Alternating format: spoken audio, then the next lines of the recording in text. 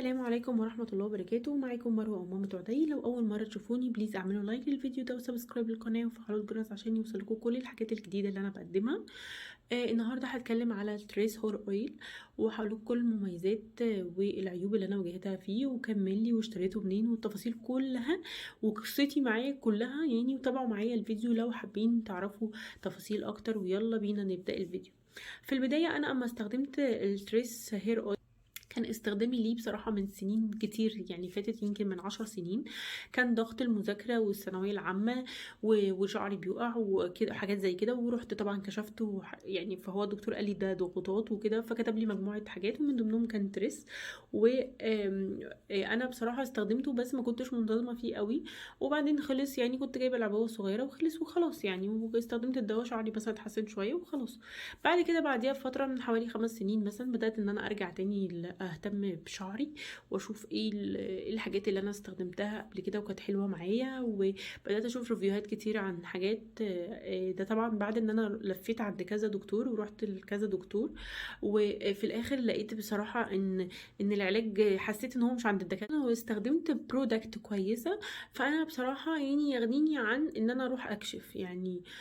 طيب فبعدين جبت حاجات كتير قوي زي لينو وسترونج فيل وسبريهات بقى للشعر، وبقيت اعمل حمام زيوت للشعر وكده. فبصراحه استقريت على تريس هير اويل، من الحاجات اللي فرقت معايا جدا، من الحاجات اللي طلعت لي بيبي هير في شعري اللي هو الشعر الصغير خالص. الحاجات اللي هي بدات تملى فراغات مثلا موجوده، او تتقل الشعر عموما، الجزء اللي هو اللي قدام ده اللي هو اصلا بيتنحل بسبب الطرحه. فهتكلم معاكم النهارده على التريس هير اويل وهقول لكم ايه هي مكوناته. هي مكوناته 13 مكون. اول حاجه عندي اللي هو زيت اللوز. زيت اللوز ده بينعم الشعر وعندي كمان ان هو بيصلح الشعر وبيقويه. عندي بعد كده اللي هو زيت الزيتون. زيت الزيتون ده بيرطب الشعر وبيعالج طبعا الشعر وبيعالج الهيشان وبيخلصك من القشره وبيحارب التقصف. بعد كده عندي اللي هو زيت الجرجير. تمام. زيت الجرجير ده من افضل الزيوت طبعا، ان هي بتحفز نمو الشعر وبتمنع التساقط وبتقوي الشعر. وطبعا اي حد بيقول لنا كله جرجير لان الجرجير طبعا مفيد جدا للشعر. وعندي بعد كده زيت الليمون. زيت الليمون ده من الزيوت اللي بتخلي الشعر ينمو بشكل صحي، وبتديله لمعان وحيوية وبتحفز انتاج الكولاجين في الشعر. بعد كده عندي برضو زيت الجوجوبا. تمام. اهو مكتوب الجوجوبا اويل. زيت الجوجوبا ده برضو من الحاجات اللي بتحافظ على رطوبة الشعر وبتقلل التقصف والتكسر بتاع الشعر، وبيحارب طبعا التلف وبيحمي الجذور. بعد كده عندي زيت الكاموميل. ده بيساعد طبعا على زيادة لمعان الشعر ومعالجة القشرة في الشعر وبينعم وبيرطب الشعر. بعد كده عندي اللي هو زيت اللافندر. لافندر اويل. زيت اللافندر ده بيعزز نمو الشعر وريحته طبعا حلوة جدا وبيعزز يعني النمو ومضاد جدا ومضاد للبكتيريا. عندي بعد كده اللي هو زيت جنين القمح. تمام.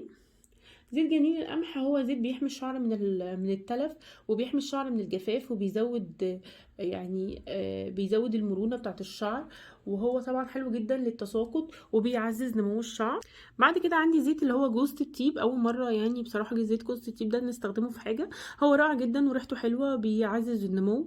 وواضح كده ان انا كل شوية اقول لكم بيعزز النمو بيعزز النمو، يبقى التركيبة دي اصلا خاصة بالنمو. تمام. وعندي بعد كده اللي هو زيت عباد الشمس اللي هو سان فلاور اويل. ده زيت عباد الشمس ده غني بفيتامين اي وطبعا بيعزز صحة الشعر وبيعزز النمو برضو. وبعد كده عندي زيت السيليكون. طيب زيت السيليكون ده هو كان عليه زي يعني كلام كتير قوي. ناس كتير قوي بتتكلم ان زيت السيليكون بيوقع الشعر. مفيش برودكت يعني متوافق عليها ومن وزارة الصحة في منتج بيوقع الشعر. ده كده مبدئيا ان هم بيحطوا الحاجات دي بنسب معينه. النسب دي زيت السيليكون ده لازمته ايه؟ ده بيحمي الشعر من الحراره والشمس وبيديله نعومه. طيب في ناس بتستخدم الهير اويل ده كسيرم قبل الحراره او قبل الاستشوار او المكوى للشعر. انا مش بستخدمه كده، انا هقول لكم برضو استخداماتي ايه ليه. طيب بعد كده عندي زيت اللي هو الروزماري. مكتوب اهو روزماري اويل. ده بيمنع التساقط وبيمنع التلف وبيحد طبعا من التساقط وبيحفز نمو الشعر. فيتامين اي، وعندي اللي هو عندي برفيوم، يعني عندي يعني حاطين يعني كريحه سايله او برفان سايل برضو من ضمن المكونات بتاعته عشان تديه ريحه حلوه. طيب هو ريحته حلوه؟ ريحته حلوه جدا.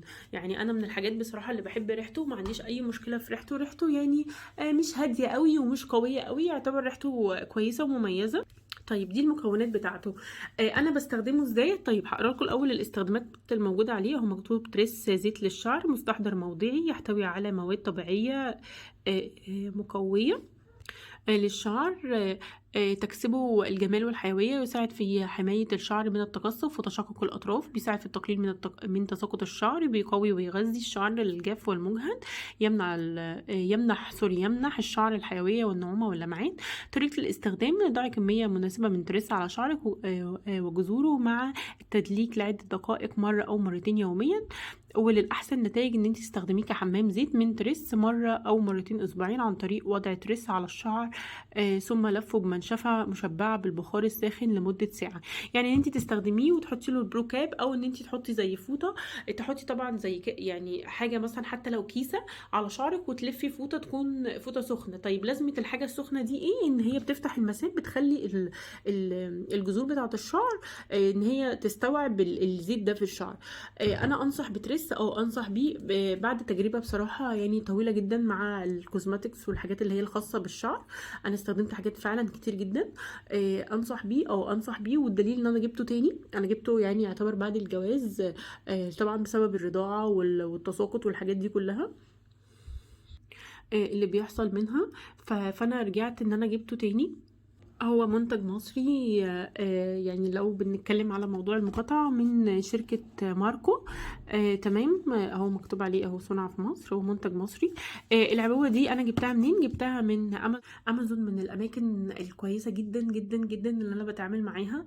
وخدمة ما بعد البيع عندهم ممتازة، ولو حصل حاجة اصلا بترجعي المنتج، مفيش اي مشكلة. وانتي بتطلبي المنتج اصلا نفسه بيقولك المنتج ده قابل للاسترجاع ولا لا، لان طبعا في حاجات شخصية غير قابلة للاسترجاع. كان 250 مللي، ده عدد الملي بتاعه. هنا هتلاقي مكتوب هنا اهو 250. تمام. في منه ال 125. ال 125 تقريبا كان ب 120، وال 250 كان ب 165. فانا بصراحه حبيت ان انا اجيب ال 250. في منه لوشن كمان، يعني في هير اويل وفي لوشن. الهير اويل انا بحبه اكتر للشعر. اللوشن بيستخدم اكتر للجذور بتاعه الشعر، ان انا بدهنه في الجذور اكتر. انا بستخدمه بقى ازاي؟ انا بستخدمه ان انا برش فيه على جذور الشعر، وببدا ان انا ادلك الفروه واقلب راسي لقدام، وابدا مثلا ان انا ادلك لمده مثلا 5 دقائق ان انا احفز الدوره الدمويه في شعري. بيفرق معايا. بيفرق معايا، وانا كررته اكتر من مره ونصحت بيه الناس تبعي، وانصحكم برضو بيه. وبجد يعني يا ريت ان انا اكون فدتكم بالفيديو ده، وميرسي ليكم ولوقتكم، ويا ريت اكون فدتكم. باي باي.